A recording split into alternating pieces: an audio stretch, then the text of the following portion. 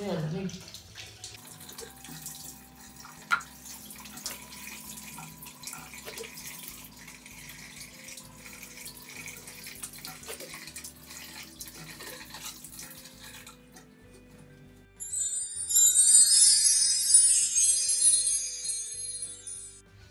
So, yun. Good morning. Ang oras ngayon ay 6:58. Nagising ako ng 6:40. Nag-prepare pa ako ng breakfast ni Sir pag ako bumaba. So, ngayon, yung gagawin ko ay skincare routine every morning.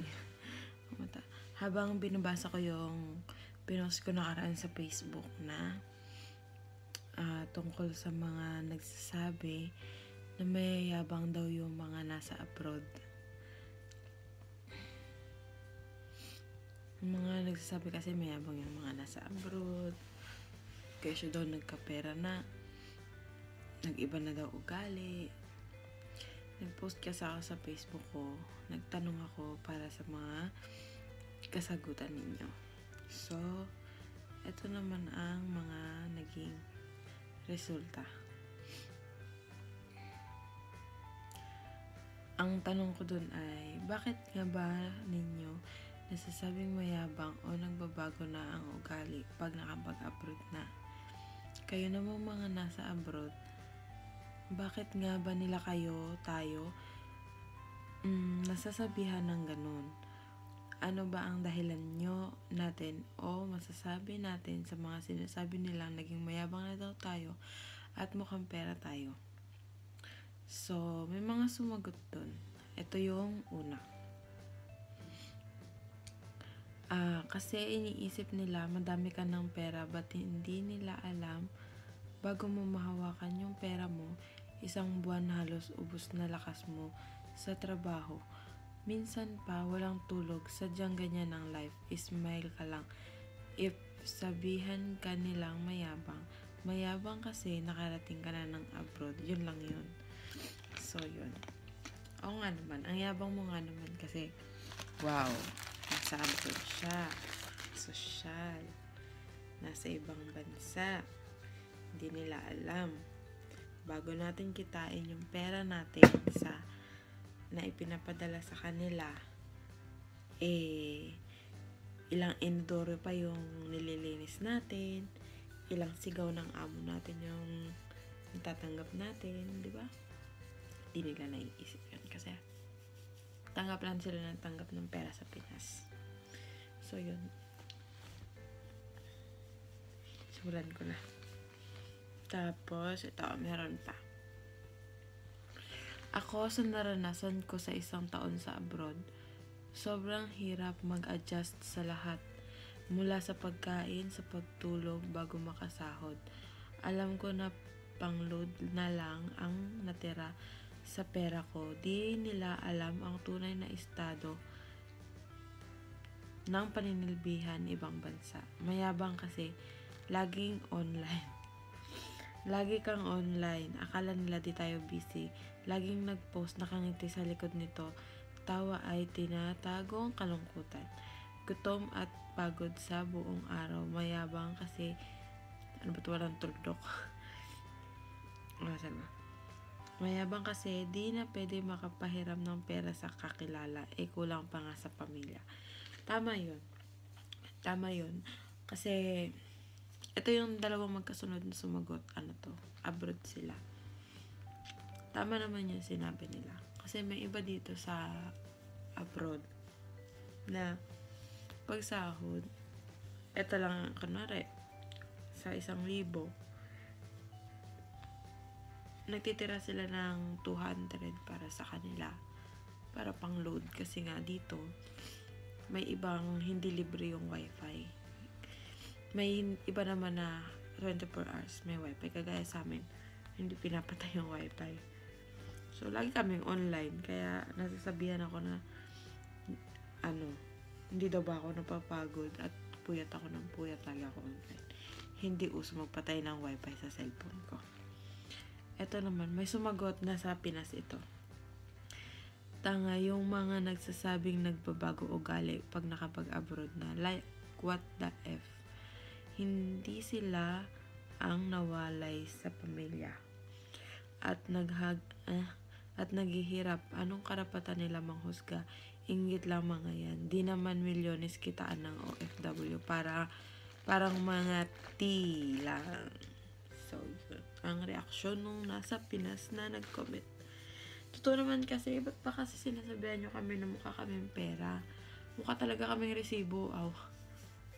Hindi kami mukhang pera, mukha kaming resibo. Alam nyo ba yung mga naipon kong resibo? Ayan, ang dami-dami.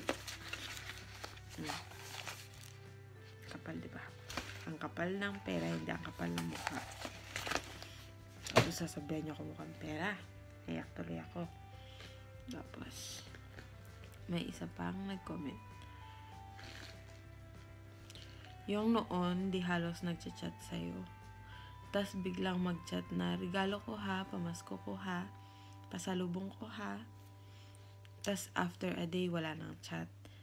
Parang pinaramdam lang talaga sa'yo na may gusto ko lang, kaya ka nag-chat sa kanya, nasa abroad. Palibasa, di na pagbigyan o na-replyan, mayabang na. Yung alam nyo yun, nag-chat kayo, tapos hindi kayo na-replyan agad. Sasabihin nyo, ang yabang-yabang na. Grabe kayo. Hindi ba pwedeng may ginawa lang? Or, iniiwasan niya kayong replyan kasi nahihiya siyang humindi sa inyo. Or, wala siya may bigay sa inyo. Ganun. Sabi niya pa, ba't nga ba nag-abroad? Ano ba sa tingin niyo ba't nag-abroad?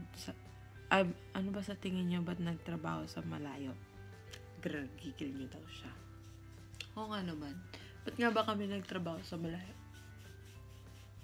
Para kanino? Diba sa pamilya namin? Hindi para sa inyo, hindi para sa ibang tao. Nagtrabaho kami para sa mga anak namin, hindi para sa ibang tao.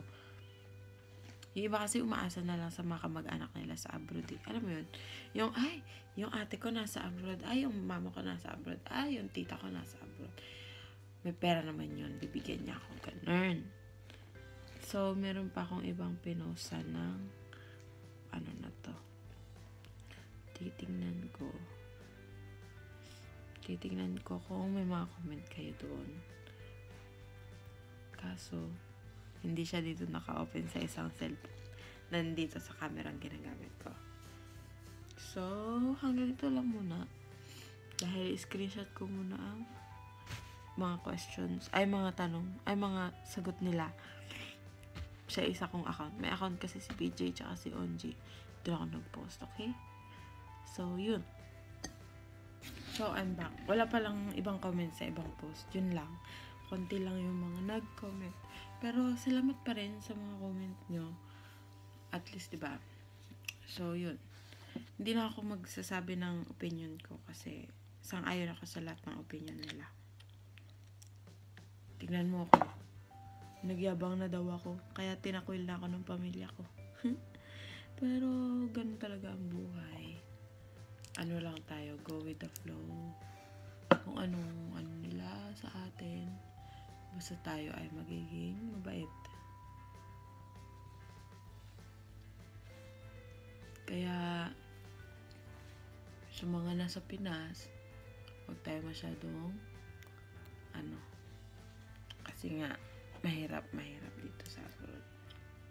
Buti sana kung lahat ng amo, kasing bait ng amo namin, di ba?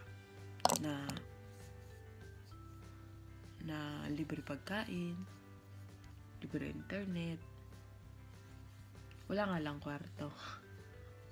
Kasi ito yung kwarto dito sa baba, hindi ito pinatutulugan ng amo namin.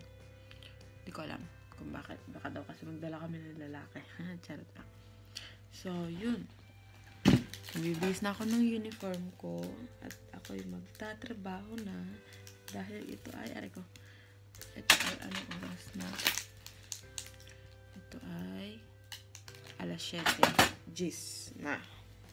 So, yun. Thank you sa panonood ng aking vlog na ito. Bukas ulit, iisip ako ng ibang content na pwedeng maging content ko. Bye-bye! Good morning sa lahat. Subscribe nyo ako. Love you all.